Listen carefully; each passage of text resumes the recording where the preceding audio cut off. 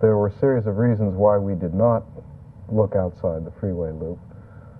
In the first instance, I think it was characterized early on as probably the easier way to go out into residential areas already. We decided instead to take on the harder problem of the area within the core, on the assumption that if something happened within the core, the spillover effect into the neighborhoods would be very strong. On the other hand, if there was a rehabilitation in the neighborhoods, the core would remain exactly the way it is.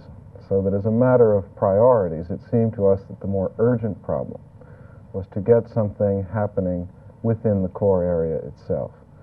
And I do not view it as necessarily an either-or situation. I think both have to happen. And I don't think one takes away from the other. And you look for that method or system which would allow both to happen at the same time. So it's not an either-or, and it's not a criticism. And for those who would like to get very busy outside the freeway loop, I think it's a very important priority in the city.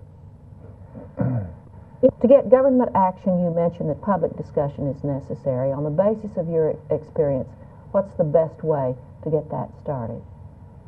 That's a good question. We were very clear in our report that many of the remedies involved require action by the city.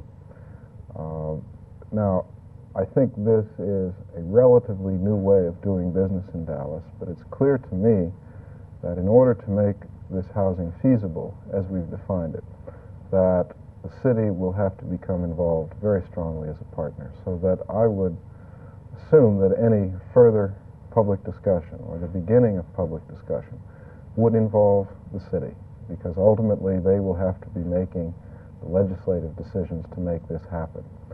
So that I think in other cities, clearly the participation of city government as an orchestrating mechanism is terribly important.